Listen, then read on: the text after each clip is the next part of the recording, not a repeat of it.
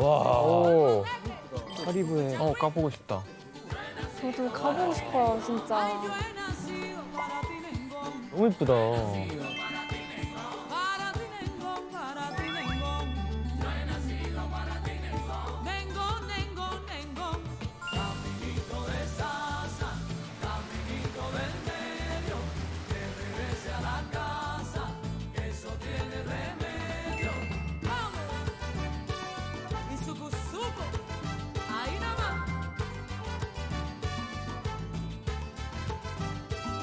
Estando mamá lavando, un día le dio una fatiga.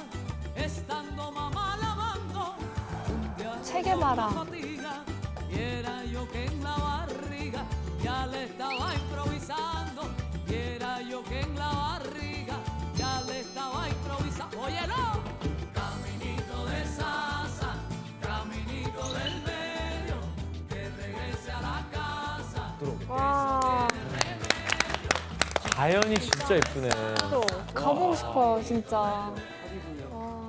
아니 근데 교수님 근데 쿠바는 사실 미국 소련과는 진짜 완전 별개의 나라잖아요. 그랬죠. 근데 세계 3차 대전 갑자기 쿠바 대전 쿠바 사람들은 너무 평화롭게 지금 잘 살고 있는데. 무슨 일이에요?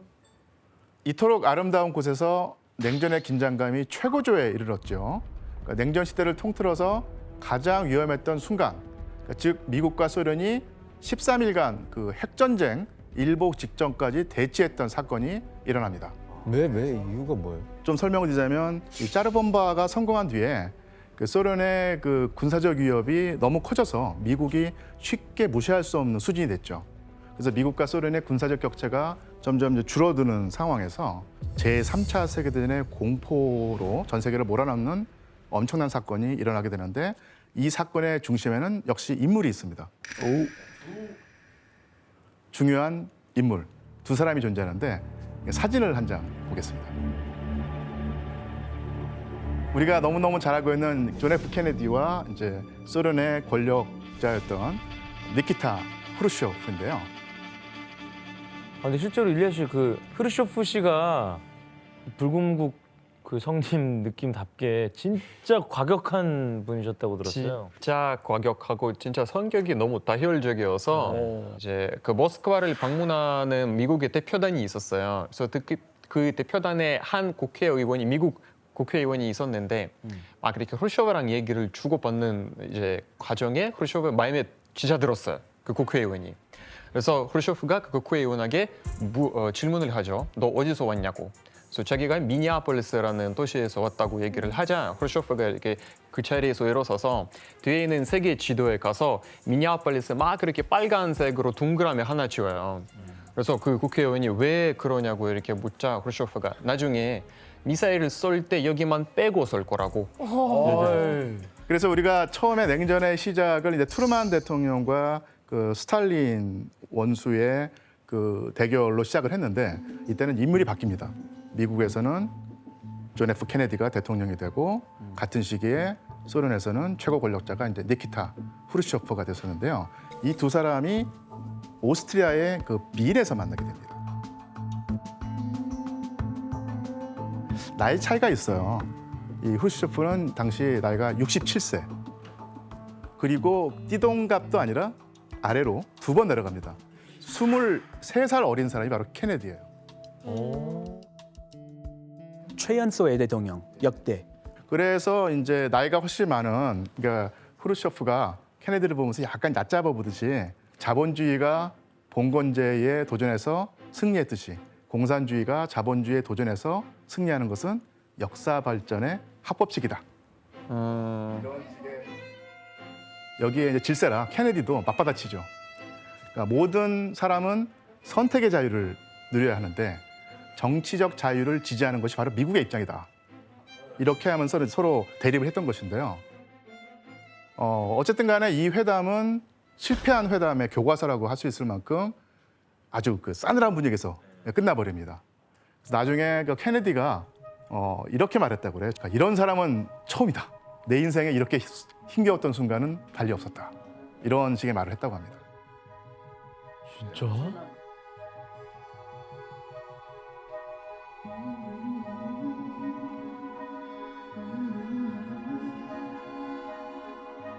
이때 이제 그 지구 반대편에 있던 쿠바에서, 그러니까 미국의 바로 밑이죠. 거기서 이제 혁명이 일어납니다. 그 혁명의 주인공이 바로 피델 카스트로. 원래 그 쿠바에서는 그 미국에 훨씬 더 친하고, 그 다음에 이제 그 독재 정권이 있었는데, 이 독재 정권이 워낙 쿠바 국민들을 탄압하다가 원성을 많이 샀죠. 그런 상황 속에서 친미 독재자를 내쫓고 새로운 정부를 세우는 혁명이 일어나게 됩니다.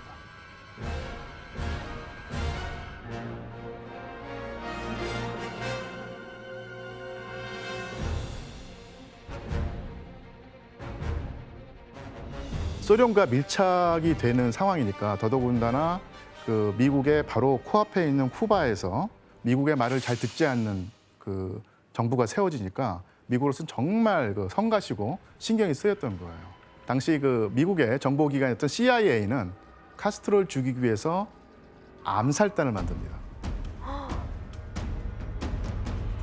1960년에 CIA는 쿠바 망명자들을 모집해서 부대를 창설합니다. 케네디는 쿠바 망명자들에게 카스트로를 공격할 것을 지시했습니다. 쿠바 망명자들은 피그스만 해안에 상륙해서 기습작전을 준비했지만 정보가 유출되면서 발각되고 말았습니다. 결국 이 피그만 침공 계획은 4일 만에 실패하고 말았습니다. 그러니까 거의 그 50년 가까운 기간 동안에 CIA가 계속 그 카스트로의 목숨을 노리는데, 최근에 이제 공개된 그 기밀 문서를 살펴보니까 638번이에요. 아니 634번을 암살 시도를 한다고요? 와, 진짜 죽이고 싶어서 안달했구나. 그래서 사실은 그 쿠바, 아까 우리가 이미지를 봤는데 여러 가지가 생각날 텐데, 쿠바하면 생각나는 물건이 하나 있습니다. 어떤 거죠? 시가죠. 시가 안에다가 소형 폭탄을 넣어서 죽이려고 하는 그런 계획도 있었다고 그래요. 그러니까 이런 식으로 카스트로가 미국의 압박을 받으니까 생존을 하기 위해서는 자기를 도와줄 또 다른 국가가 필요하다 생각을 해서 이제 소련으로 찾아가죠.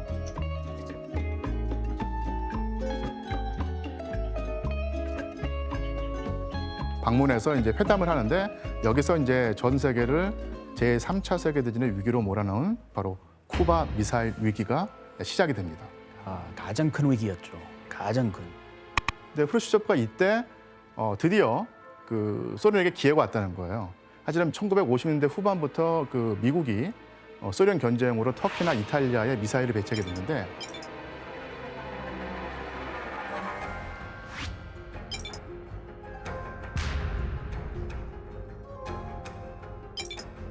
프루시초프도 똑같이 대응하고 싶었던 거예요. 그래서 미사일을 쿠바에 배치하기 시작합니다.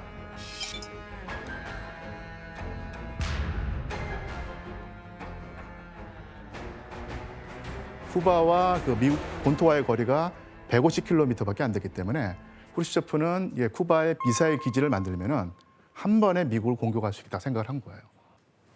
미사일을 설치할 수가 있어요? 소련에서 쿠바에다가?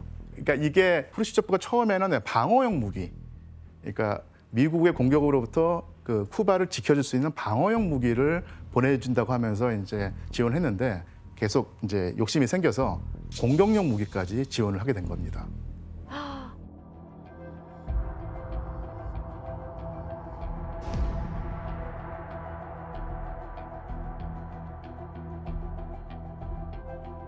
그런데 이런 그 계획이 어긋나기 시작을 하는데, 바로 이제 공산주의 체제의 어떤 환멸을 느꼈던 소련 군사정보국 소속의 대령이 있는데요.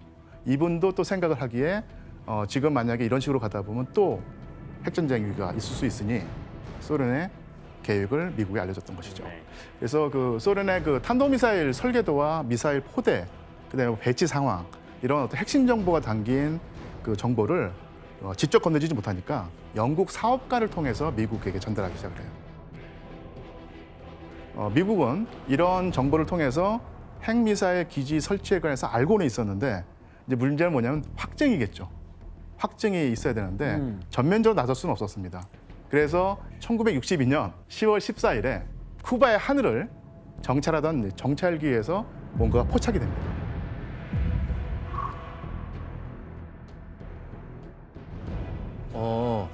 보이네. 미사일 트랜스포터라고 돼 있는 네. 부분이 이렇게 미사일 이렇게 네네네. 이렇게 돼 있는 아, 그러네, 부분이잖아. 거기 미사일이 또 밑에 보이고요. 예. 그래서 이제 쿠바의 공격용 핵 미사일이 설치되었다는 이제 확증을 가지게 된 거예요. 아유, 엄청 무서운 상황이죠. 미국 코앞인데. 여기가 바로 이제 쿠바지 않습니까? 네. 플로리다는 바로 코앞이고요.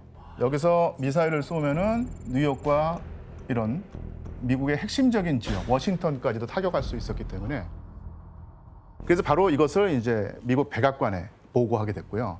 완전히 그 백악관은 물론 미국의 정계가 난리가 났겠어요. 발칵 뒤집혀지죠. 바로 전쟁 선포하고 싶었어요. 예, 예. 그때. 예, 그래서 이제 케네디가 이것을 받아보는 순간 정말로 큰 위기감이 케네디에게 몰려갔던 것입니다.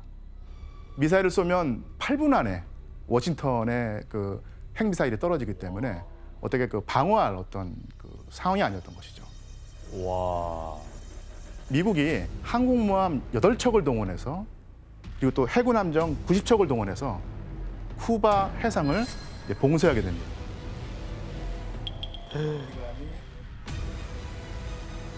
이게 국제법으로 금지되는 상황인데 전쟁을 불사하겠다는 얘기죠. 그래서 소련이 추가로 미사일을 운영할 수 있는 어떤 부품이라든지 시설이라든지 하는 핵탄두가 들어가지 못하게 반임을 막은 것입니다. 1962년 10월 22일에 케네디가 드디어 이제 방송을 하게 되죠. 그러니까 소련에게 최후 총톱을 보냅니다.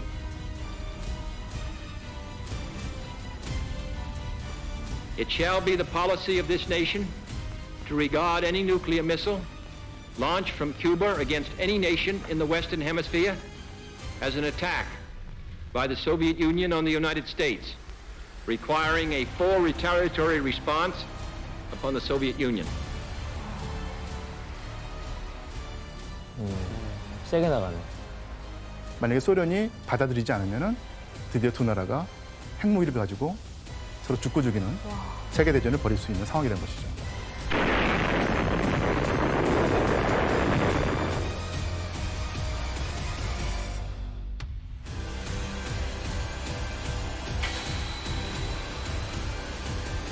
그래서 이제 미국이 세게 나오니까 소련도 여기서 밀렸다가는 완전히 그 쉽게 말하면 망신을 당할 수 있다고 생각을 해서 그것을 받아들이지 않겠다는 입장을 보이거든요. 두 나라 사이에 이제 비상사태가 선포되고 미국의 그 전략군이 핵전쟁을 불사하겠다, 밀리지 않겠다 이런 말을 하고 쿠바를 봉쇄하고 플로리다에 20만 명 이상의 군대를 집결하고 14,000여 명으로 편성된 24개 공군 예비군 병력을 수송대대까지 소집했습니다. 그리고 대륙간 탄도미사일 탑재 준비를 마쳤죠. 쉽게 말하면 전면전을 하겠다는 것이었죠. 완전 전쟁 직전. 그땐 진짜 난리 났겠네, 미국 전역이. 전 세계가 그야말로 핵전쟁 공포. 우리가 봤던 뭐 짜르본바라든지 수소폭탄 이런 그 버섯구름이 그냥 있는 것이 아니라 실제로 지구 곳곳에서 특히 미국과 소련의 어떤 영토에서 터질 가능성이 가장 그 가까이 갔던 순간이었던 얘기입니다. 그러니까 미국과 소련이 대치를 하게 되니까 이제 동맹국들도 같이 전쟁 준비를 하게 되는 거예요. 그러니까 유럽에서 나토군하고 바르샤바 조약기군도 다 비상 걸려가지고 명령만 떨어지면 서로 공격하겠다는 이런 식의 상황이 된 것입니다.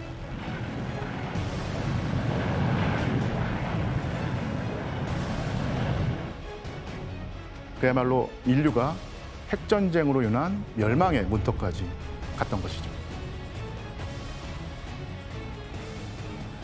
10월 26일에 TV 뉴스를 통해서 소련 정부가 미국이 쿠바를 침공하지 않겠다는 약속을 하면 소련도 쿠바 내 기지 건설을 포기하겠다. 이런 식의 비공식 발표를 하게 됩니다. 근데 한편 미국 강경파들의 입장에서는 케네디가 너무 그 소련에게 물러 터진 반응을 하고 있다. 확실하게 본때를 보여서 소련을 제압해야 한다고 생각하면서 그 핵전쟁을 해야 된다고 주장하는 사람이 있었습니다. 그래서 이런 식의 그 강경파들이 아주 그 케네디를 공격하는 상황이었고, 만약에 케네디가 이때 밀렸으면 정말 전쟁이 일어날 수 있었을 것이죠. 예. 1962년 10월 27일 미소 간의 긴장감이 고조되는 사건들이 연달아 발생하는데요. 미국의 정찰기 U2기가 소련에 의해서 격추되고 미군 조종사가 사망하는 사건이 일어나게 됩니다. 같은 날 해상에서는 미군의 타격으로 소련의 핵잠수함에 홍례가 발사되는 사건이 일어나게 됩니다. 소련 본국과 교신이 끊겼던 잠수함 승조원들은 이를 핵전쟁의 시작으로 받아들이고 자체적으로 핵월해 발사를 논의했지만 무산되었죠. 그 핵무기를 이제 발사하는 과정이 한 사람이 이제 버튼을 눌러서 갑자기 핵무기로 날아가는 게 아니라 그러니까 순서가 있어요. 그러니까 밑에서 사람들이 막 이렇게 뭐 누르고 위까지는 이제 최종 결정자까지는 올라가는데 아닌 것 같다는 느낌이 들어서 그 중단시켜버린 거예요. 점점 이제 위기 상황이 이제 상승하면서 정말로 그 인류가 멸망할 위기에 처했었는데 이때가 바로 이제 10월 28일입니다. 여기서 이제 문제를 낼 텐데요. 퀴즈요? 제3차 세계대전의 위기를 앞둔 긴박한 상황에서 후르시초프가 드디어 이제 쿠바 미사일 그 기지 철수하겠다는 의사를 빠르게 밝히는데요. 어떤 방법을 선택했을까? 이것이 바로 문제입니다. 아, 정답. 예, 기현 씨.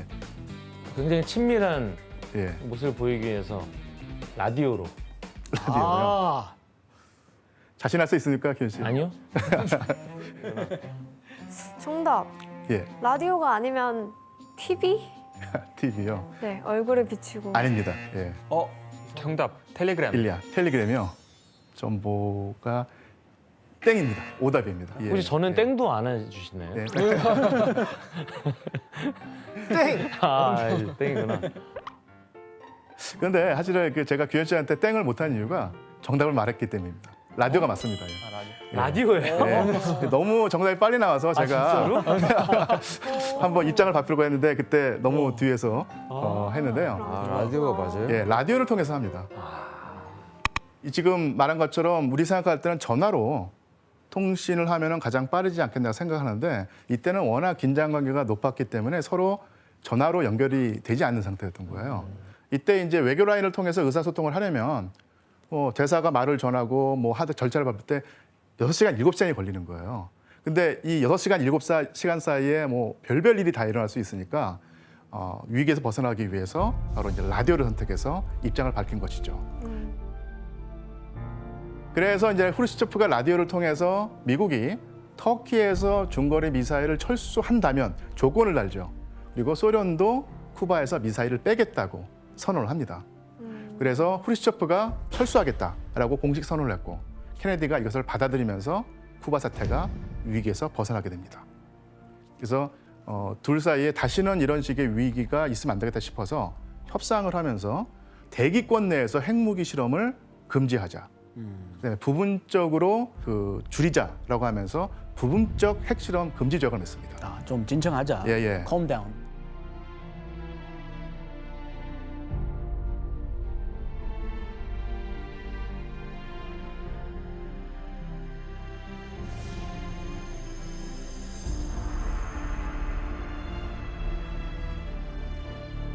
볼 것도 많고 이 사연도 많은 뉴욕입니다. 자, 그런데 이 뉴욕 한복판에 24시간 꺼지지 않는 뭐 글로벌 광고판이라고 해도 과언이 아닐 텐데 여기가 어디일까요? 타임스퀘어. 그렇죠. 타임스퀘어 이곳은요 19세기 말 그 마을 거래업자 뭐 마구간 마차 뭐 이런 것들이 마구마구 붐볐던 곳인데 뭐 지금은 그렇지 않죠. 예, 정말 이 세계 최고의 기업 광고가 걸려 있고 낮보다 밤이 훨씬 화려한 곳입니다. 어쨌든 그 타임스퀘어 그런데 그 바로 옆엔 이 뭐 공연 예술의 상징이자 정말 이 뮤지컬의 성지라고 할 수 있는 어딘가요? 브로드웨이. 예, 맞습니다. 브로드웨이 42분가. 자, 그런데 이렇게 화려하고 번쩍이는 맨하튼 브로드웨이가에서 아무도 모르는 사이에 이 지구 종말의 프로젝트가 시작되었다면 지구 믿으시겠습니까? 정말이요? 지구 종말이 시작됐다고요? 네, 브로드웨이에서요? 그렇습니다. 뉴욕시 브로드웨이 270번지 18층에서 인류 역사상 최악의 발명품, 바로 핵폭탄 개발을 위해 첫 번째 본부가 브로드웨이에 세워집니다.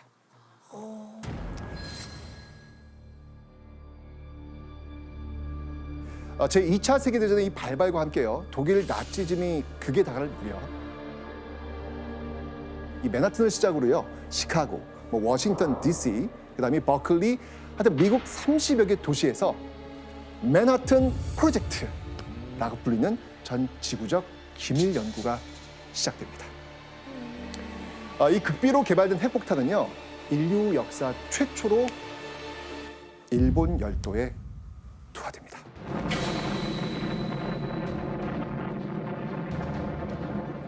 이토록 강력한 살상 무기인 핵폭탄을 왜 일본에 그것도 2발이나 떨어뜨리게 된 걸까요? 네, 여기 지금 일본이 지금 출격을 하고 있는 중이에요. 지금. 정말 이렇게 새까맣게 정말 때로 지금 몰려오는 겁니다. 지금. 날파리 들어가네. 폭격이네. 폭격했네. 갑자기.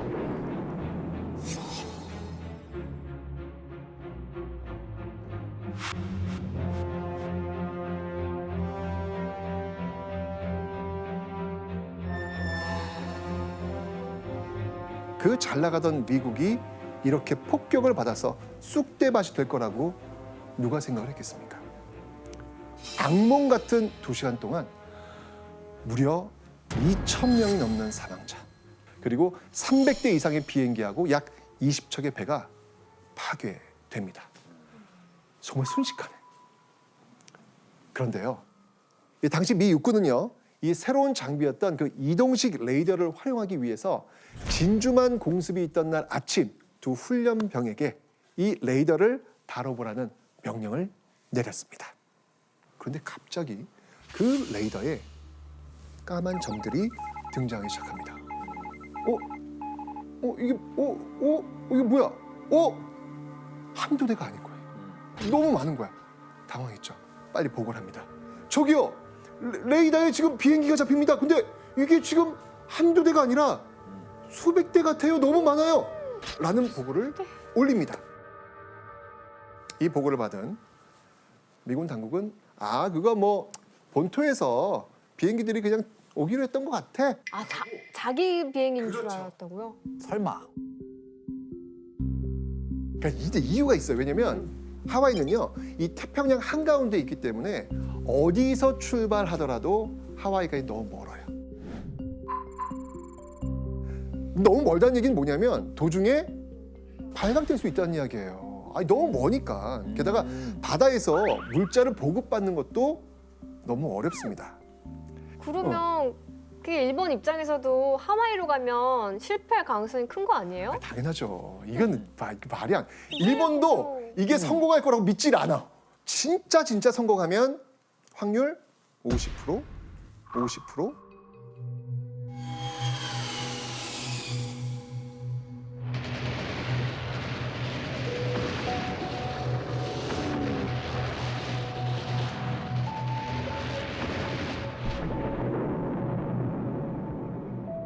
자, 진주만 공습에 일본은 성공합니다.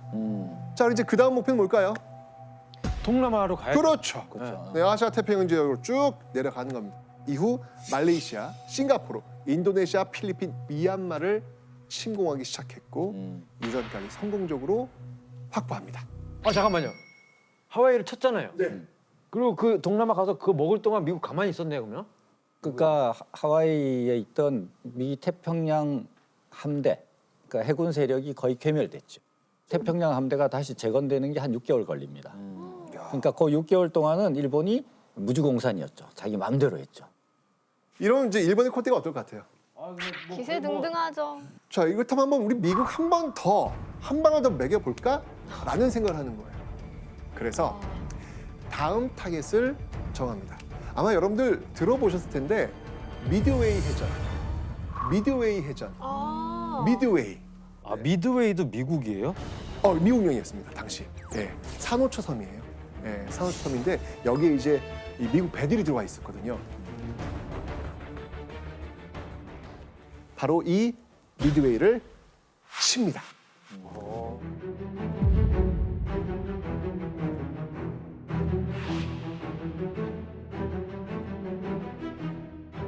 특히 이 진주만 공습 때 그 살아남았던 미국의 항공모함. 바로 이 항공모함을 끝장내기 위한 작전이었는데 복수의 칼날을 갈고 온 미국. 그 미국에게 오히려 역습을 당하고 일본 자신의 항공모함 4척을 잃어버립니다. 결정적으로 주력 부대가 다 타격을 받아서 그러니까 제해권과 제공권을 이제 완전히 일본이 상실하고 태평양 지역에서 주도권을 완전히 미국한테 뺏긴 전투가 미드웨이 해전이었다라고. 그러니까 이 미드웨이 해전을 기점으로 해서 이 태평양 전쟁의 판도는 완전히 뒤집어집니다. Supplies ashore for the big push.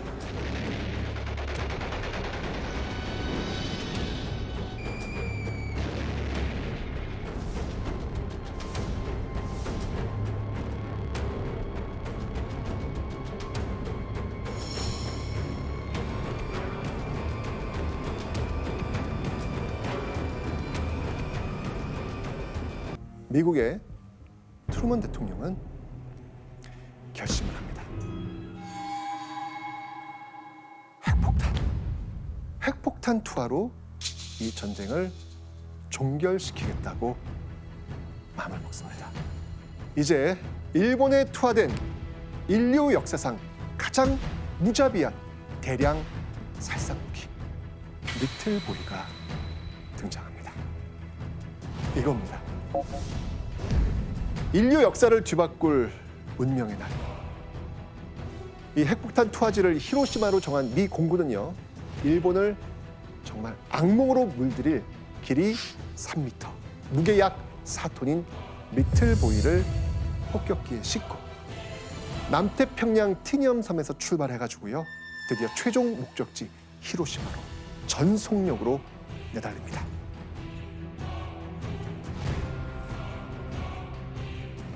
왜 하필 히로시마가 선택되었을까? 심하이 하려고 심하. 심하이 하려고 끝내려고. 아, 그런가? 아니요? 여러 가지 이유가 있는데요. 그 중에 하나는 이 핵폭탄이 터지기 이전과 그 이후를 비교하기 위해서. 제가 아까 말씀드렸지만 이 도쿄 공습 이외에 여러 도시들이 지금 폭격을 맞았다 그랬잖아요. 근데 히로시마는 바로 그 폭격에서 벗어나 있는 곳이었습니다. 그래서 이곳을 선택한 거예요. 특히 이 히로시마 주변에는요, 조선소와 비행장, 그 항공기 부품 공장 같은 이 군사적 목표물들이 있었고요. 그 전쟁의 중요한 거점이었기 때문에 바로 이 핵폭탄 투하 후보지에 올랐던 거죠. 야, 위력 보려고 깨끗한 데 선택한 거라고요? 공습 안 한데? 네, 거의 실험이네요. 그러니까요. 즉 치명타를 가할 수 있는 최적의 조건을 이 히로시마는 모두 갖추고 있었던 겁니다. 그런데 일본은 이 사실을 알았을까요? 몰랐을까요?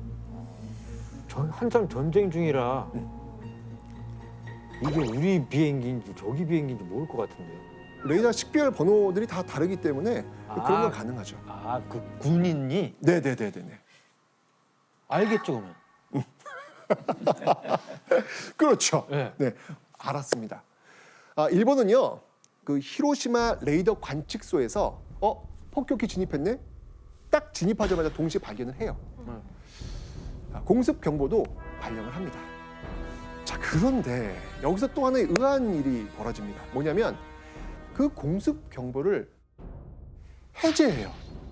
갑자기? 네. 왜 그랬을까요? 비행기가 많지 않아서? 많지 않아서. 아니 이게 전통적인 공습 같지가 않으니까 그냥 뭐 다른 거겠지 하고 그냥 넘긴 거 아닌가? 정답. 야, 이 타일러 씨는 전술가야. 저는 사실은 옛날에 이거 TV 볼 때 타일러 씨는 미리 대본을 주나 보다. 라고 저는 생각을 했는데, 야, 진짜 아니네. 괜히 뇌생남이 아니에요. 아까 말씀드렸잖아요. 이 도쿄 대공습 이후 1년 동안 일본의 주요 도시를 폭격할 때는요, 그냥 폭격기 300대 그냥 이상 막 왔거든요. 이거 뭐야? 꼴랑 뭐야? 정찰기인가? 이거는 폭격이 아닌가 보다 생각했나? 그렇죠. 그래서 이 공습 경보를 해제했던 겁니다. 한낮의 태양보다 더 밝은 하얀 빛이 히로시마 전역을 삼켜버립니다.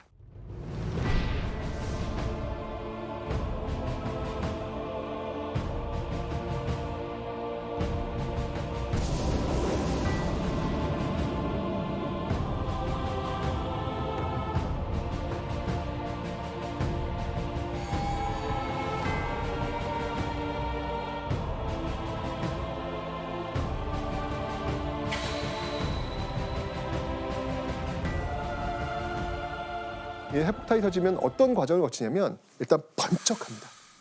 번쩍, 그 다음에 소리, 쾅. 그 다음엔 뭐가 오는지 아세요? 열. 그 뜨거운 열이 몰려옵니다. 이 폭발 직후의 태양의 흑점 온도와 비슷한 약 4,000도의 열 폭풍이 밀려옵니다. 이 타 죽은 사람들은요, 약 2,000도의 상태에 노출이 되는 거예요.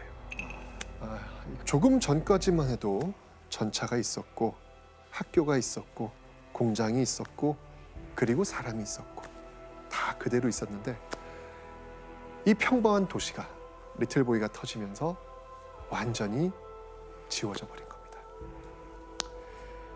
이 거리에는요, 죽은 사람들과 살아있는 사람의 모습이 아닌 사람들이 널브러져 있었고요. 그들의 살과 피부는요, 이게 녹아내려 가지고 이 셔츠처럼 이렇게 출렁출렁출렁.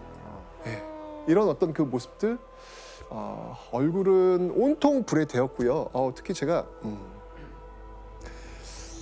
이 안구가 이게 녹아내린답니다. 정말 이 당시 도쿄 라디오에서는요, 사람, 동물, 모든 생명을 가지고 있는 것이 말 그대로 죽음 속에 그슬렸다라고 발표할 정도였습니다. 당시 여기에 피해를 본 그 사람들의 사진이 있는데요. 그거 봐. 이거 못 볼 것 같아. 살았다고? 거기서? 옷이 타버리는데. 그냥 뒤인 거죠? 지금 그냥 타버린 거예요. 데여가지고 타버린 거죠. 타버린 겁니다. 지금 치료를 받고 있는 모습인데 지금 얼굴이 못 보겠어. 이 핵폭탄 투하로 히로시마 인구 약 14만 명이 죽습니다. 이 히로시마의 끔찍한 재앙이 내린 뒤어 트루만 대통령은 미국이 핵무기를 일본에 투하했다는 사실을 그제서야 전 세계에 발표합니다. 그런데 그것은요, 핵무기가 하나가 아니라는 선언이었습니다. A short time ago, an American airplane dropped one bomb on Hiroshima. These bombs are now in production, and even more powerful forms are in development. If they do not now accept our terms, they may expect a rain of ruin from the air, the like of which has never been seen on this earth. Behind this air attack will follow sea and land forces in such numbers and power as they have not yet seen, and with the fighting skill of which they are already well aware. 자, 이쯤 되면 이제 어떻게 반응을 보여야지 정상일까요? 살려주세요. 네, 살려주세요. 그가 정상이죠. 그렇죠. 그게 정상이죠. 게다가 이렇게 너무나도 수많은 이 시민들이 지금 죽어나갔잖아요. 그럼 당연히 살려주세요. 나와야죠. 항복하지 않아요. 와, 대단하다. 도대체 무슨 생각이지? 와, 독하다. 그 정도 되면 사실 우리가 상식적으로 생각하면 이건 안 되겠구나 생각을 해야 되는 거 아니에요? 근데 이거를 일본의 최고 책임자가 누굽니까? 천황이잖아요. 천황이고 일본 정부가 오잖아요. 그럼 일본 정부가 거기서 이제 스톱을 걸었어야죠. 그러니까. 못하겠다고 항복을 했어야죠. 해야 되는데 항복할 수 있는 그 기회가 일본 내부에서 논의가 본격적으로 나왔던 게 45년 2월에 수상을 2번이나 지냈던 고노에 후미마루가 천황한테 이제 안 되겠으니까 그만합시다. 우리 항복합시다라고 건의를 해요, 천황한테. 근데 히로히토는 우리가 지금 불리한 상황인데 여기서 항복을 하면 우리한테 가혹한 조건을 내걸 것이다. 전세가 한번 이렇게 좀 뒤집혀가지고 우리가 좀 더 유리한 입장에 섰을 때 유리한 조건을 내걸고 싸움을 그만두도록 하자 하면서 거부를 했단 말이에요. 그럼 천황이 거부하니까 그럼 누가 거기다 대고 뭐라고 그랬지? 그러니까 8월 6일 날 히로시마의 원폭이 투하됐을 때도 이건 뭐야가 되는 거예요. 이렇게 반응을 보이질 않는 거예요. 결국 미국은 또 움직입니다.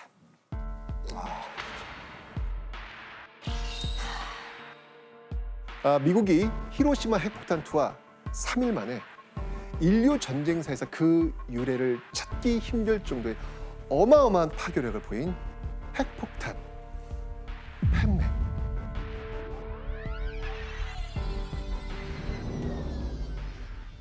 사진을 보면서 설명을 드리면 네. 똥뻑. 아까 그 리틀 보이랑 한번 비교를 한번 해보시면 금방 비교가 되시죠? 세 보이는데. 팬맨 뭐 이름에서 어떤 모양인지 느껴지시죠? 리틀 보이가 좀 이렇게 어린아이처럼 좀 날씬했다면 이 무게 4.6톤인 팬맨은요 이름대로 좀 이렇게 뚱뚱한 그런 모양을 가지고 있었습니다. 다시 한번 말씀드리지만 리틀 보이보다 더 강력한 핵폭탄입니다. 네. 그래 보이네요. 보기만 해도.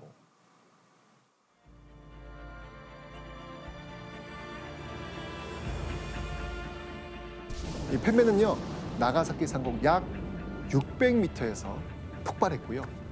조준점에서 약 3km 벗어나가지고 4만 명 정도가 직사합니다. 그리고 이후에 그 부상과 질병으로 또 7만 명이 사망합니다.